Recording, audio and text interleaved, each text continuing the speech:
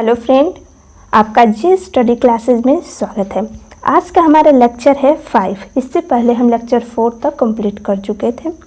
Lecture 4 में हम Raoult का नियम पढ़े थे और लेक्चर 5 में हम पढ़ेंगे कि राउल्ट का नियम के ही हिसाब पर राउल्ट के नियम को 2 भाग में डिवाइड किया गया है। एक होता है आदर्श विलयन तथा एक होता है अनादर्श विलयन। देखिए, आदर्श विलयन किसे कहते हैं? आदर्श विलयन मतलब आइडियल सॉल्यूशन। देखिए, नाम से ही स्पष्ट हो रहा है कि आदर्श मतलब कोई अच्छा होगा। ठीक, अगर मान लीजिए किसी लड़के का नाम आदर्श है तो मतलब अच्छा सोच कर ही उसका नाम आदर्श रखा जाता है।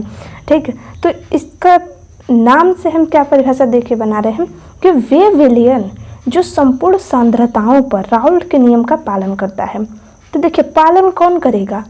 पालन कोई अच्छा होगा तभी ना। आदर्श विलयन हो गया, वो राउल्ट के नियम का पालन करता है, इसे हम आदर्श विलयन कहते हैं। ठीक, इसके आयतन तथा एंथैल्पी में कोई परिवर्तन नहीं होता है।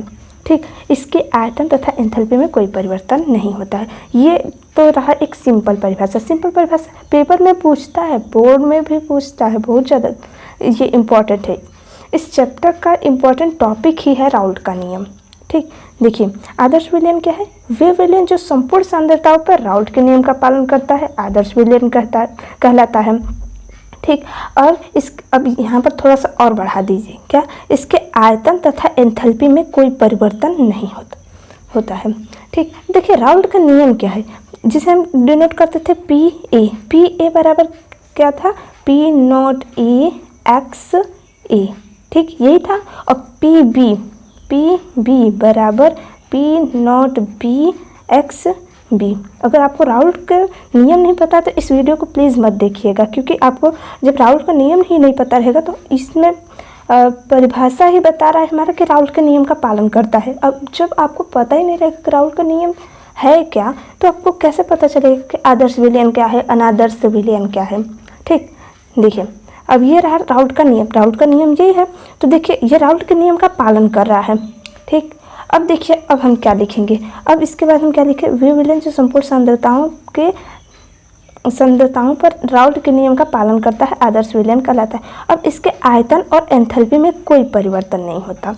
तो देखिए, हम इसको कैसे डिनोट करेंगे? आयतन को हम डिनोट करते हैं V से। ठीक, तो हम लिखेंगे डेल V। ठीक, NCERT में दिया गया है डेल V। और ये जो मिश्रण यहाँ पर दिखा है मतलब मिक्सचर जो भी है, ठीक, हम MIX से डिनोट कर दें। तो देखिए, डेल V जो इसका आयतन है इसमें कोई परिवर्तन नहीं होता है। मतलब ये जो है ये इक्वल होता है 0 के। ठीक, और इसी तरह हम ले सकते हैं एंथैल्पी मतलब डेल H मिक्स जो है यह इक्वल होता है 0 के। मतलब क्या है? इसमें कोई परिवर्तन नहीं हुआ। अगर कुछ परिवर्तन हुआ रहता तो यहाँ पर हम कुछ डिनोट कर दें, और यहाँ पर कुछ परिवर्तन हुआ ही नहीं है तो इसे डिनोट क्या करेंगे हम? देखिए, हम यहाँ पर फिर से लिख दिए कि डेल V मिक्सचर जो है यह इसके मतलब आयतन में भी परिवर्तन नहीं होता है और न ही इसके एंथैल्पी में परिवर्तन होता है। हम जिस तरह बता रहे हैं आप उसी तरह बोर्ड में लिखिएगा। आपका नंबर जितना नंबर का, ये लगभग 4 नंबर में आता है या फिर 2 नंबर का भी पूछ लेता है। ठीक, आपका 2 में 2 मिलेगा, 4 नंबर का रहेगा तो 4 में 4 मिलेगा, आपका 1 नंबर भी नहीं कटेगा, क्योंकि हम जिस तरह बता रहे हैं अब उस तरह लिखेंगे तो। ठीक, अब देखिए, इसका रीज़न क्या है, कारण क्या है? हम लिख दे रहे हैं यहाँ पर रीज़न। ठीक, देखिए, इसका रीज़न क्या है? इसके मध्य जो है ना, हम यहाँ पर लिखते रहे क्योंकि NCERT में भी दिया है कि इसके मध्य मतलब अन्योन क्रिया आकर्षण बल, जिसे अंतरा आणविक आकर्षण बल कहते हैं, पाया जाता है। मतलब अंतरा आणविक आकर्षण बल, अंतरा आणविक आकर्षण बल। ठीक, हम कुछ एग्जाम्पल देख लेते हैं जो आदर्श विलयन के हैं। यहाँ पे देखिए, हम कुछ एग्जाम्पल लिख दिए हैं, जैसे N हेक्सेन और N हेप्टेन जो NCERT में दिया है। तो देखिए, इसका एग्जाम्पल क्या है? N हेक्सेन और हेप्टेन, ये देखिए C6 है, मतलब इसमें कार्बन 6 है, और इसमें हेप्टेन मतलब कार्बन की संख्या 7 है। मतलब देखिए, आदर्श विलयन जो है ना, इसमें एक ही कार्बन का डिफरेंस रहेगा ओनली फॉर वन कार्बन, या फिर फंक्शनल ग्रुप एक ही, ज़्यादा नहीं।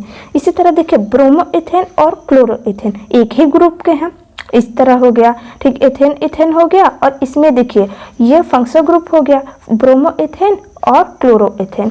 ठीक, ये हो गया। और फिर इसी तरह देखिए बेंजीन और टॉलुइन, बेंजीन और टॉलुइन, देखिए बेंजीन में 6 कार्बन होते हैं और टॉलुइन में 7 कार्बन होता है। टॉलुइन का स्ट्रक्चर होता है इस तरह से, इसका संरचना जो है यहाँ पर करके CH3, इसे हम कहते हैं टॉलुइन। ठीक, बेंजीन जो है इसे हम बेंजीन कहते हैं। ठीक, इसे हम आपको बताएंगे जब हम इसका सेकंड भाग पढ़ेंगे तब। ठीक, केमिस्ट्री का सेकंड भाग पढ़ेंगे तब, अभी तो हम फर्स्ट पढ़ रहे हैं जिसमें 9 चैप्टर हैं। ठीक, अब हम पढ़ते हैं अनादर्श विलयन किसे कहते हैं। ठीक, एक बार आप इसका स्क्रीनशॉट ले लीजिए।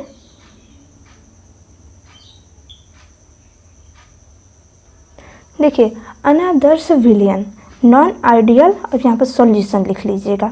ठीक, देखिए नॉन आइडियल सॉल्यूशन क्या होता है, मतलब अनादर्श विलयन क्या होता है। और देखिए नाम से क्या स्पष्ट हो रहा है, अनादर्श मतलब कहना न मानना किसी का। तो ये क्या करेगा, ये राउल्ट के नियम का पालन नहीं करता है, बस यही डिफरेंस है दोनों में। वो राउल्ट के नियम का पालन करता है और ये राउल्ट के नियम का पालन नहीं करता है। ठीक, अब देखिए हम क्या इसमें लिखे हैं, वे विलयन जो संपूर्ण सांद्रताओं पर राउल्ट के नियम का पालन नहीं करता अनादर्श विलयन कहलाता है। इसके आयतन तथा एंथैल्पी में परिवर्तन होता है, जबकि आदर्श विलयन में नहीं होता था। ठीक, अब देखिए राउल्ट का नियम क्या होता है, PA बराबर P0A(XA), ठीक, और PB बराबर P0B(XB). अब यहाँ पर क्या है, राउल्ट के नियम का पालन नहीं करता, लगा दो इस तरह से, काट दो बराबर को, मत बराबर करो इन लोग को, क्योंकि ये राउल्ट के नियम का उल्लंघन कर रहा है। ठीक, अब देखिए अब इसके आगे क्या लिखा है, इसके आयतन तथा एंथैल्पी में परिवर्तन होता है, मतलब आयतन को हम डेल फी मैक्स से डिनोट करते थे, लिख देंगे इक्वल, 0 के है नहीं है, क्योंकि इसके आयतन तथा एंथैल्पी में परिवर्तन होता है। इसी तरह आयतन हो गया, अब एंथैल्पी को हम H से डिनोट करेंगे, मिक्स हो जाएगा, इट डज नॉट इक्वल 0। ठीक, अब देखिए ये जो अनादर्श विलयन है ना, एक तो राउल्ट के नियम का पालन भी नहीं करता, ऊपर से 2 प्रकार का होता है। अब क्या करें, सबको पढ़ना पड़ेगा, NCERT ने दिया जो है। ठीक, हम उससे भी बता दे रहे हैं। देखिए अनादर्श विलयन जो है ना 2 प्रकार का होता है। ठीक, एक होता है धनात्मक विचलन वाले अनादर्श विलयन, यहाँ पर हम ड्राइंग नहीं कर रहे थे, क्या बताएं, पिंक कलर ने धोखा दे दिया, चलते चलते रुक गए, हम कहे छोड़ो रेड कलर का यूज़ कर लेते हैं। देखिए धनात्मक विलयन वाले अनादर्श विलयन होता है फर्स्ट, और सेकंड होता है ऋणात्मक विचलन वाले अनादर्श विलयन। ठीक, देखिए धनात्मक विचलन वाले अनादर्श विलयन क्या होते हैं, ये जो है ना धनात्मक विचलन मतलब धन अधिक, मतलब राउल्ट के नियम से अधिक वाष्प दाब उत्पन्न करते हैं। तो हम लिख सकते हैं यहाँ पर, ये जो है राउल्ट के नियम से अधिक वाष्प दाब,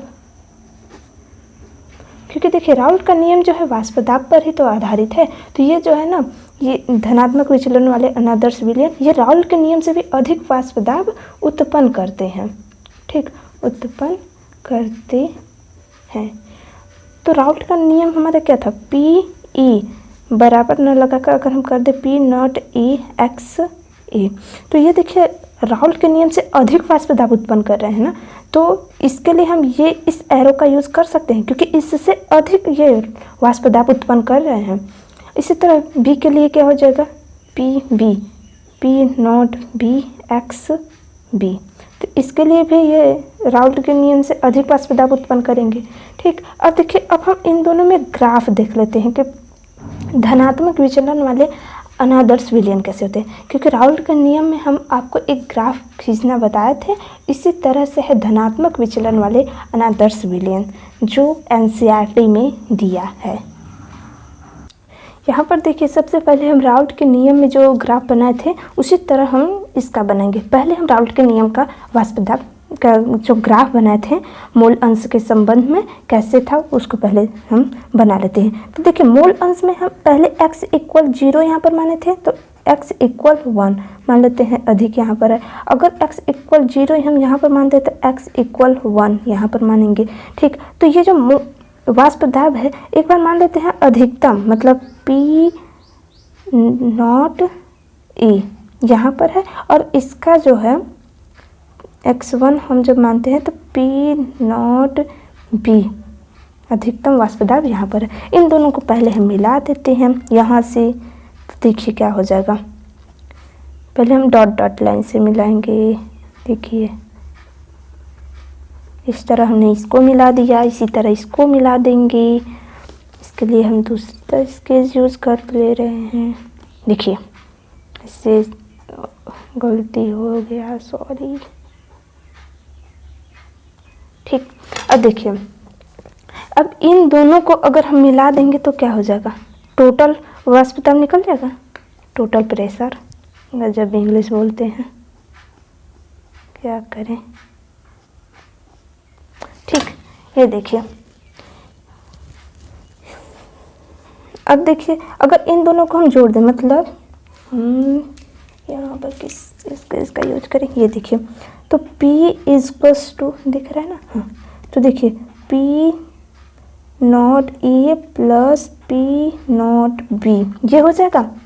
अब देखिए जो अनादर्श विलयन है ना, अब देखिए हम परिभाषा का दिखा दे रहे हैं, धनात्मक विचलन वाले अनादर्श विलयन। ठीक, अब ये देखिए क्या करते हैं कि ये राउल्ट के नियम से अधिक वाष्पदाब उत्पन्न करते हैं। जब भी अधिक होगा तो ये देखिए हम जो हम ग्राफ बनाए हैं सेम इसी तरह रहेगा, बस अधिक दिखा देंगे। इसका अधिक दिखाएंगे तो कैसे हो जाएगा, इस तरह से हो जाएगा, ये उड़ती पतंग इस तरह से। अब इसका जब हम वाष्पदाब दिखाएंगे तो कैसे दिखाएंगे, अब ये जो है इसके लिए हम इस तरह यूज करेंगे, इसका वाष्पदाब अधिक हो जाएगा ये। अब देखिए इसका वाष्पदाब हमें दिखाना है तो कैसे दिखाएंगे, अधिक, अरे सॉरी, देखिए इस तरह से हम इसको डिनोट कर देंगे। ठीक, ये हो गया हमारा अनादर्श विलयन में धनात्मक विचलन का जो है, धनात्मक विचलन वाले अनादर्श विलयन। इसी तरह इसका ग्राफ होता है, आपको पेपर में इसी तरह बनाना पड़ेगा अगर क्वेश्चन आ जाए तो। इसका एग्जाम्पल क्या होता है कुछ हम देख लेते हैं। ठीक, अब एग्जाम्पल देखने से पहले अब हम देख लेते हैं कि इसके आयतन और एंथैल्पी में क्या परिवर्तन हो रहा है। ठीक, तो देखिए इसका जो आयतन होता है मतलब एंथैल्पी देख लेते हैं, डेल H इक्वल, ठीक, मिक्स रहेगा यहाँ पर रहता है, हम यहाँ पर बार बार लिखते रहे, डेल यहाँ पर मिक्स रहता है, फिर V इक्वल्स टू, भी हम आयतन को दिखाए हैं और H एंथैल्पी को। तो देखिए हर बार हम क्या लिखते थे, 0, लेकिन ये क्या करेंगे, ये राउल्ट के नियम से अधिक वाष्पदाब उत्पन्न कर रहे हैं, तो अधिक के लिए हम क्या यूज़ करें, पॉजिटिव यूज कर सकते हैं, मान लेते हैं ये, बस हो गया, हो गया, सच में हो गया। देखिए धनात्मक विचलन वाले अनादर्श विलयन का एग्जाम्पल है इथेनॉल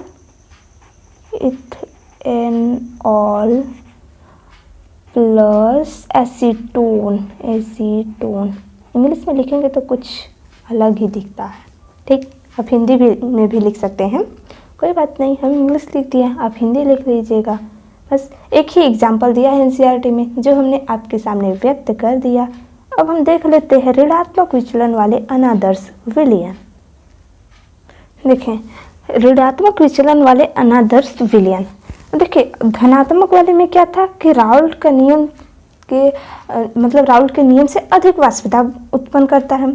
ठीक, इसी तरह क्या हो जाएगा ऋणात्मक, ऋणात्मक का मतलब क्या हुआ, कम, मतलब यह राउल्ट के नियम से कम वाष्पदाब उत्पन्न करता है। क्या यह राउल्ट की नियम, राउल्ट के नियम सी कम वाष्प दाब उत्पन्न करता है। ठीक, मतलब यह राउल्ट के नियम से कम वाष्प दाब उत्पन्न करता है। तो इसका परिभाषा फार्मूला क्या हो जाएगा? राउल्ट का नियम होता है हमारा पी ए बराबर होता था पी नॉट ई एक्स ए। तो ये जो है कम वाष्प दाब उत्पन्न करेगा। चिन्ह किसके साइड हो जाएगा? ये जो मुंह खुला हुआ है इसका इस तरह हो जाएगा। ठीक, इसी तरह पी बी का हो जाएगा P naught B X B. ठीक, अब ये ऋणात्मक विचलन वाले अनादर्श विलयन के बीच हम एक ग्राफ खींचेंगे। देखिए दोस्तों, वाष्प दाब और मोल अंश के बीच हमें ग्राफ खींचना है। तो हम एक बार मान लेते हैं कि इसका मोल अंश यहाँ पर 0 है और इसका मोल अंश यहाँ पर 1 है। इसी तरह हम मान लेते हैं यहाँ पर मोल अंश अधिक है और यहाँ पर मान लेते हैं मोल अंश 0 है। ठीक, अगर अधिकतम वाष्प दाब मान लेते हैं हम इसका पी नॉट ई, हम राउल्ट के नियम का ये जो ग्राफ है उसी को बना रहे हैं, पी नॉट बी। अब इन सबको हम मिला देते हैं। चलिए बिना स्केल की सहायता से बना रहे हैं, स्केल देखते हैं सही बनता है कि नहीं। बन तो गया। अब इसी तरह इसका कैसे बनाएं, चलिए देखते हैं। देखिए बन गया। ठीक, अब इन दोनों को हम मिला दे रहे हैं एक बार इस तरह से। ठीक, अब देखिए ये तो इन दोनों का योग रहेगा पी टोटल जो है पी नॉट ए प्लस पी नॉट बी। ठीक, अब देखिए हमारा ये परिभाषा क्या है? ऋणात्मक विचलन वाले अनादर्श विलयन, मतलब यह राउल्ट के नियम से कम वाष्प दाब उत्पन्न करता है। मतलब ये जो ग्राफ है इसमें कम हम दिखाएंगे इसका वाष्प दाब। तब इसका ग्राफ कैसा हो जाएगा? तब इसका ग्राफ हो जाएगा कुछ इस तरह से। देखिए यहाँ से धनात्मक रहता तब ना हम ऊपर से ले जाते हैं, मतलब इसको तो हम पूरा मिला सकते हैं। इस तरह से हो गया। अब इसी तरह इसका अगर धनात्मक रहता तो ऊपर से जाता, ऋणात्मक है तो नीचे से जाएगा। ठीक,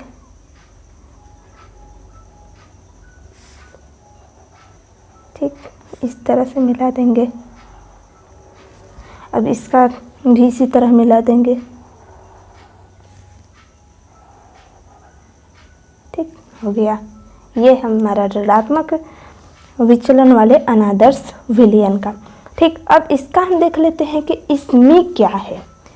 देखिए इसमें क्या है। अब इसके डेल्टा एच, फिर यहाँ पर हम भूल गए मिक्स लिखना, यहाँ पर मिक्स हो जाएगा, इक्वल फिर डेल वी इक्वल भी लगाने का सही तरीका नहीं पता, तो कितना इक्वल लगाएं, लगा तो दिए, हो गया। ठीक, अब देखिए इसके एंथैल्पी में परिवर्तन ऋणात्मक है, मतलब नीचे लग जाएगा, निगेटिव हो जाएगा, और क्या मतलब निकाल रही हो गया। देखिए हो गया ना। इसके आयतन और एंथैल्पी क्या होगा? ऋणात्मक विचलन वाले होंगे। और एक प्रोसेस आप याद रखिएगा, कौन एक्सोथर्मिक होता है, कौन एंडोथर्मिक होता है, मतलब ऊष्माक्षेपी और ऊष्माशोषी। तो ये जो है ना, ये होते हैं एक्सोथर्मिक।